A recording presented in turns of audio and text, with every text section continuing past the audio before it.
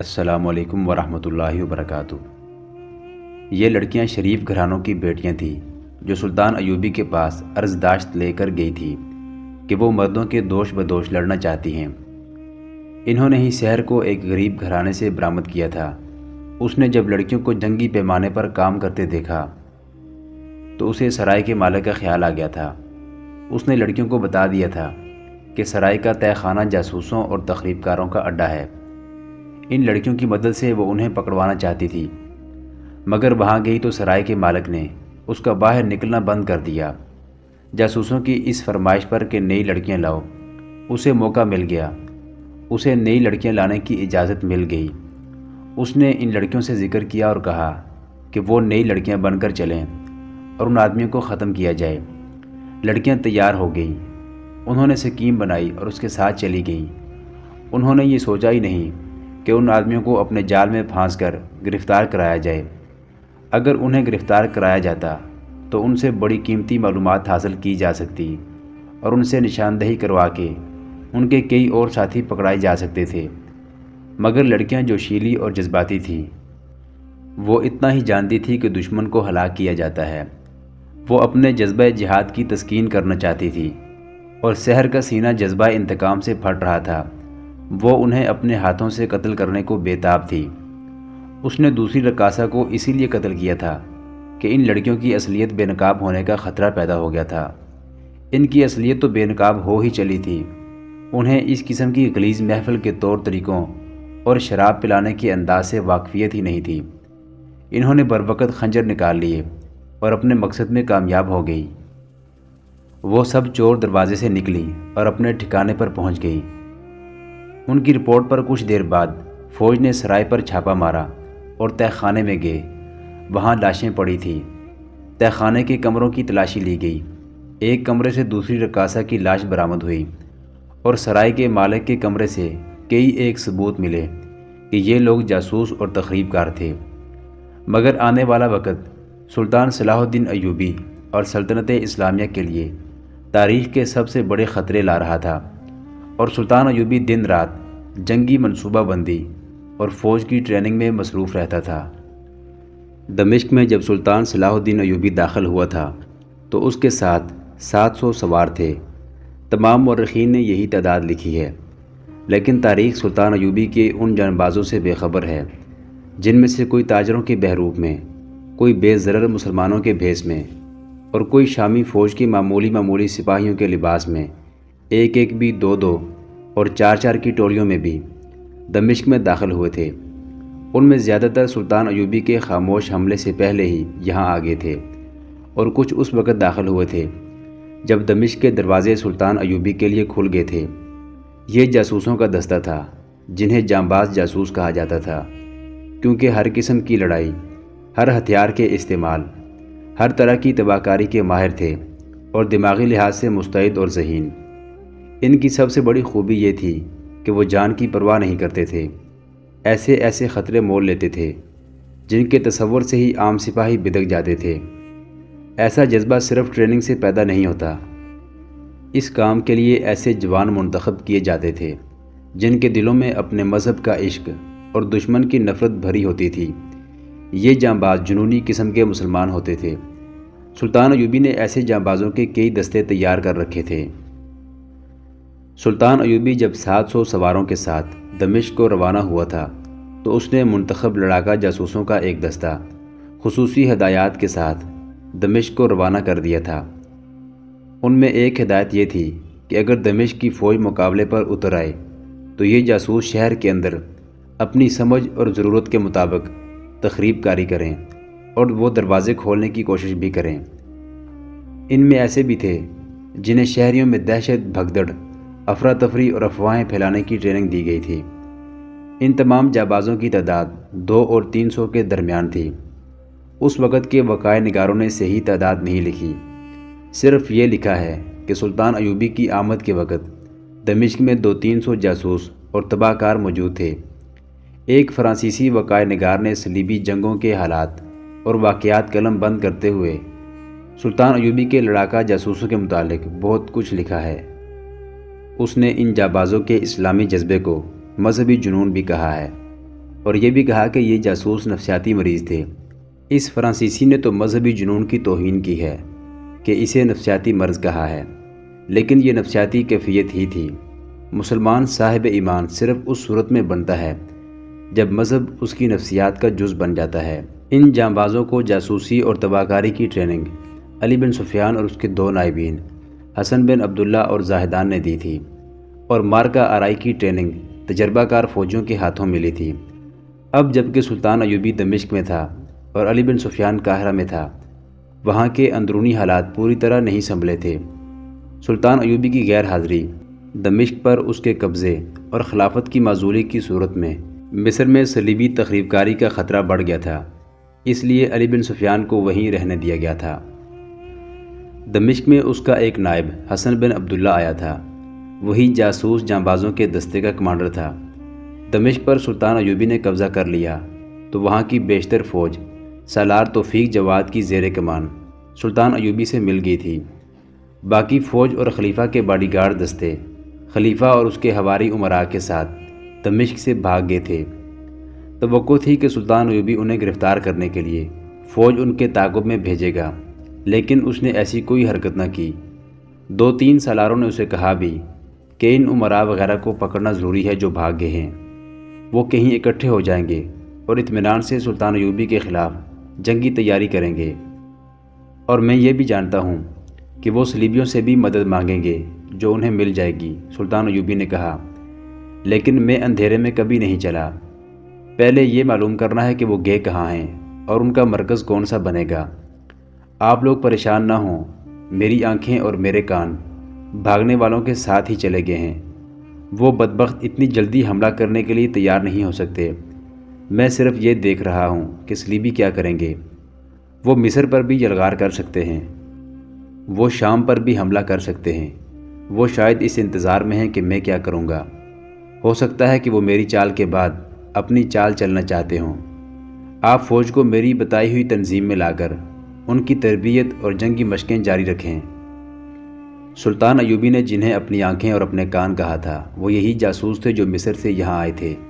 ان میں سے کچھ ایسے بھی تھے جو انہی علاقوں کے رہنے والے تھے۔ جب الملک الصالح اور اس کے امراء اور وزراء دمشق سے بھاگے تو ان کے ساتھ سلطان ایوبی کے بہت سے جاسوس بھی چلے گئے تھے۔ بھاگنے والوں کی تعداد کم نہیں تھی، تمام امراء اور وزراء اور کئی ایک جاگیرداروں اور حاکموں کا عملہ بھی تھا۔ فوج کی بھی کچھ نفری تھی اور بڑوں کے خوشامدی لوگ بھی تھے۔ یہ تتر بتر ہو کر بھاگے تھے۔ ان کے ساتھ جاسوسوں کا چلے جانا آسان تھا۔ یہ جاسوس اس مشن پر ساتھ گئے تھے کہ دیکھیں الصالح اور اس کے پالنے والے امراء کیا جوابی کارروائی کریں گے اور انہیں صلیبیوں کی کتنی کچھ اور کیسی مدد حاصل ہوگی۔ یہ جاسوس جو دمشق سے باہر گئے تھے حسن بن عبداللہ کے خصوصی منتخب افراد تھے۔ وہ اس صورتحال کے سیاسی پس منظر کو اچھی طرح سمجھتے تھے۔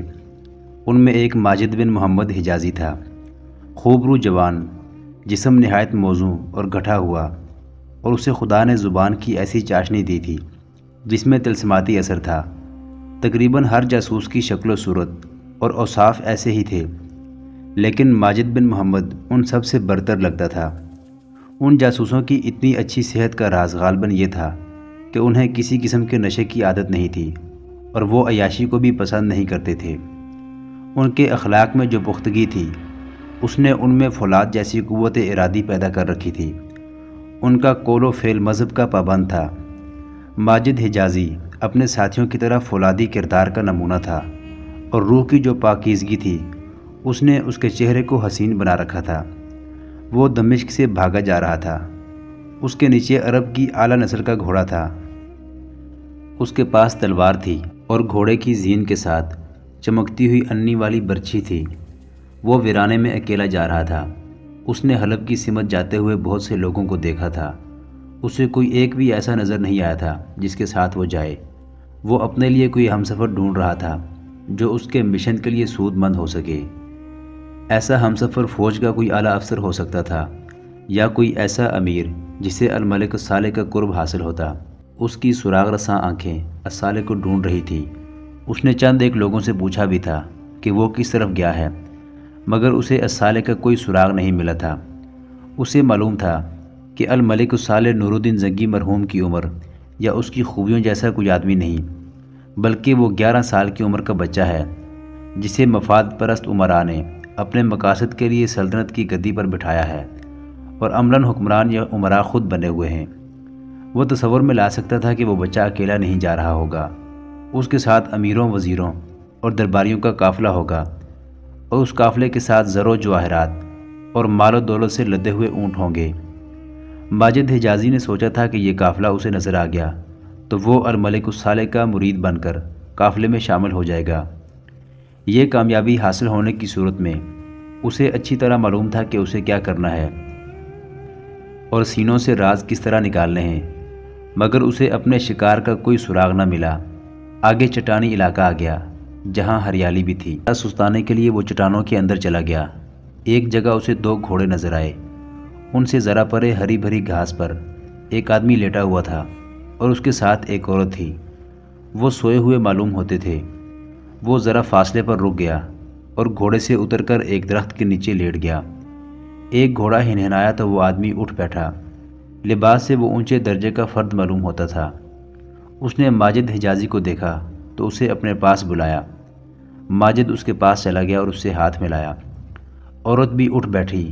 وہ عورت نہیں، جوان لڑکی تھی اور بہت خوبصورت تھی۔ اس کے گلے کا ہار بتا رہا تھا کہ یہ لوگ معمولی حیثیت کے نہیں۔ اس آدمی کی عمر 40 کے لگ بھگ تھی اور لڑکی 25 سال سے کم لگتی تھی۔ ماجد نے ان دونوں کو ایک نظر میں بھانپ لیا۔ تم کون ہو؟ اس آدمی نے ماجد سے پوچھا۔ دمشق سے آئے ہو؟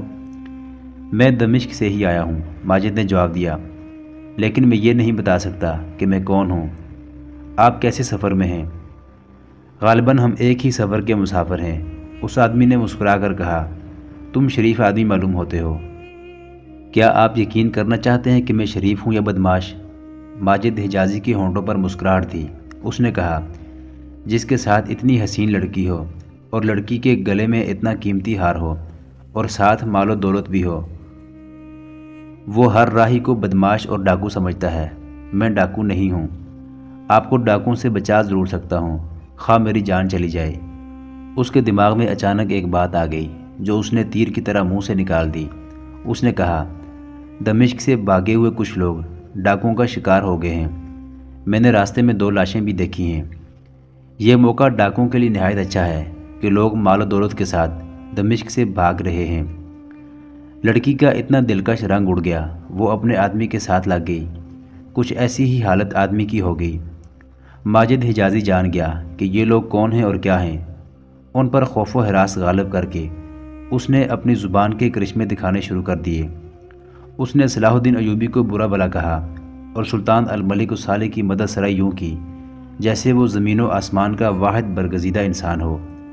ماجد نے اس پر دہشت کا غلبہ اور زیادہ پختہ کرنے کے لیے کہا، صلاح الدین ایوبی نے دمشق سے بھاگے ہوئے آپ جیسے لوگوں کو لوٹنے اور ان سے جوان بیٹیاں اور بیویاں چھیننے کے لیے اپنی فوج کے دستے ادھر بھیج دیے ہیں۔ یہ لڑکی آپ کی کیا لگتی ہے؟ یہ میری بیوی ہے۔ اور دمشق میں آپ کتنی بیویاں چھوڑ آئے ہیں؟ ماجد حجازی نے پوچھا۔ 4۔ خدا کرے یہ 5ویں خیریت سے آپ کے ساتھ منزل پر پہنچ جائے، ماجد نے کہا۔ ایوبی کی فوج کتنی دور ہے؟ اس آدمی نے پوچھا۔ تم نے سپاہیوں کو لوٹ مار کرتے دیکھا ہے؟ ہاں دیکھا ہے، ماجد حجازی نے کہا۔ اگر میں آپ سے کہوں کہ میں بھی صلاح الدین ایوبی کی فوج کا سپاہی ہوں تو آپ کیا کریں گے؟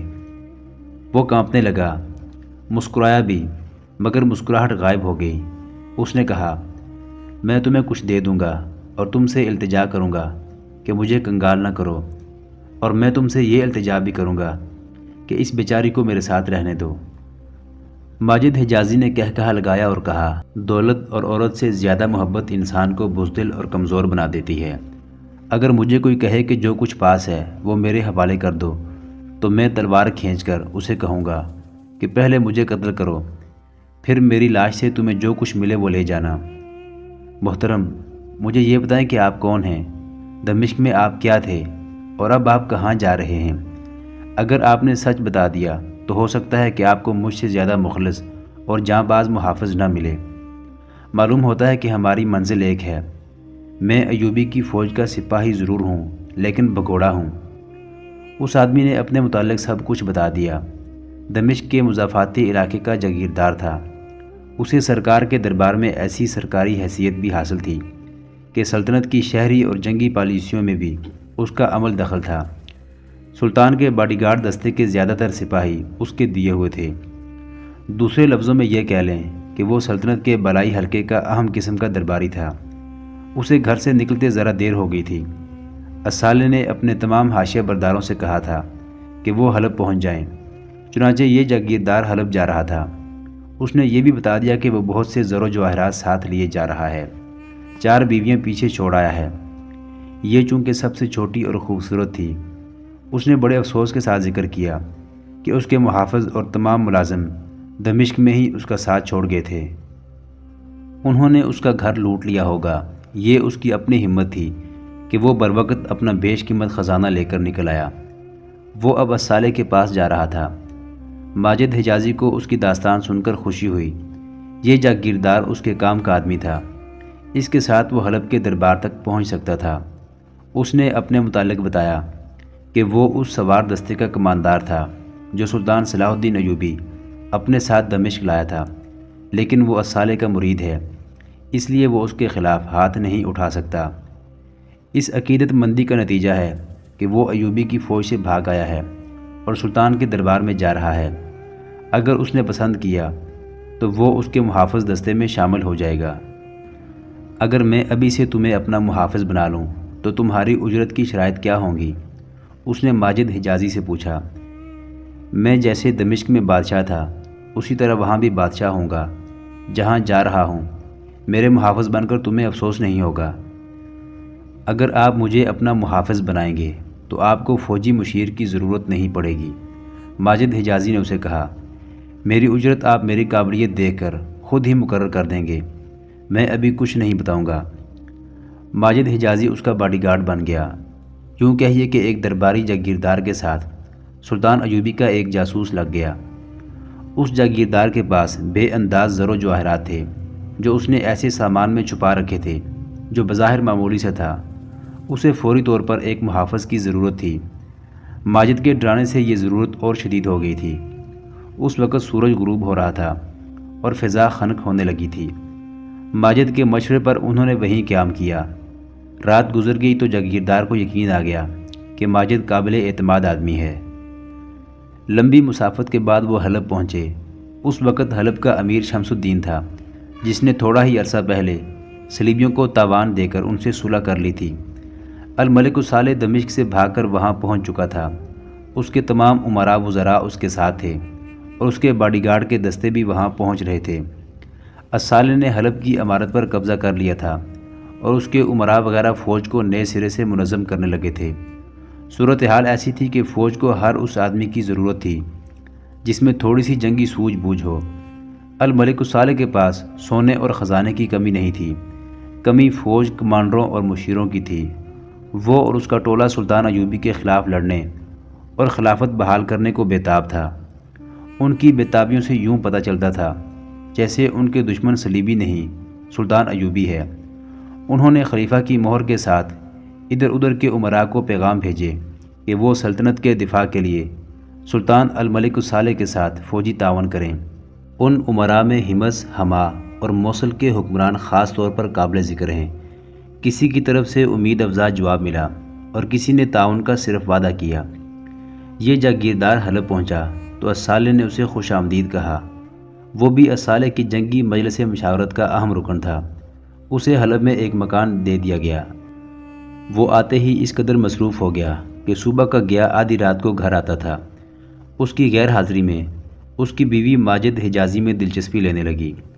ماجد نے اس کے ساتھ ایسی بے تکلفی پیدا کر لی جس میں بدنیتی کا شائبہ تک نہ تھا۔ ماجد نے پروقار انداز اختیار کیے رکھا جس سے لڑکی متاثر ہوئی اور وہ جیسے بھول ہی گئی ہو کہ ماجد اس کے خامد کا محافظ ہے۔ ماجد اپنے مشن پر کام کر رہا تھا۔ اس نے 2-3 دنوں میں لڑکی کے دل پر قبضہ کر لیا۔ اس نے لڑکی سے پوچھا کہ اس کے خامد کی باقی 4 بیویاں کیسی تھیں۔ اس نے بتایا کہ کوئی ایسی بری تو نہیں تھی۔ اس شخص نے انہیں پرانی سمجھ کر دھوکہ دیا اور اس لڑکی کو ساتھ لے کر بھاگ آیا، اور ایک روز یہ تمہیں بھی چھوڑ کر کسی اور کو لے آئے گا۔ ماجد حجازی نے کہا، ان امیروں کا یہ شغل ہے۔ اگر میں تمہیں دل کی بات بتا دوں تو میرے خاوند کو تو نہیں بتا دو گے؟ لڑکی نے پوچھا۔ مجھے دھوکہ تو نہیں دو گے؟ اگر میری فطرت میں دھوکہ اور فریب ہوتا تو میں تمہارے خاوند کو وہیں جہاں میں تمہیں ملا تھا آسانی سے قتل کر کے تم پر اور تمہارے مال و دولت پر ہاتھ صاف کر سکتا تھا۔ ماجد نے کہا، میں مرد ہوں، عورت کو فریب دینا مرد کی شان کے خلاف ہے۔ میں اب اس راز کو اپنے دل میں زیادہ دیر نہیں رکھ سکتی کہ مجھے تم سے ایسی محبت ہے جس پر میرا قابو نہیں رہا۔ لڑکی نے کہا، اور یہ بھی ایک راز ہے کہ مجھے اس خاوند سے نفرت ہے۔ میں بکی ہوئی لڑکی ہوں۔ کتنی بار دل میں آیا ہے کہ میں اپنے آپ کو ختم کر دوں۔ میں شاید بزدل ہوں، اپنی جان لینے سے ڈرتی ہوں۔ میرے ارادے کچھ اور تھے، میرے خیالات کچھ اور تھے۔ تم نے میرے ارادوں اور خیالوں پر مٹی ڈال دی ہے اور میرا یہ ارادہ پکا کر دیا ہے کہ اپنے آپ کو ختم کر دوں۔ محترم ناظرین، سلطان صلاح الدین ایوبی کی زندگی کے واقعات پر مشتمل سیریز دیکھنے کے لیے چینل کو سبسکرائب ضرور کر لیں۔ گزشتہ اقساط دیکھنے کے لیے چینل پر پلے لسٹ کا وزٹ کریں۔ ویڈیو کو لائک اور شیئر ضرور کیجیے۔ کمنٹ باکس میں اللہ اکبر ضرور ٹائپ کریں۔ اللہ آپ کا حامی و ناصر ہو۔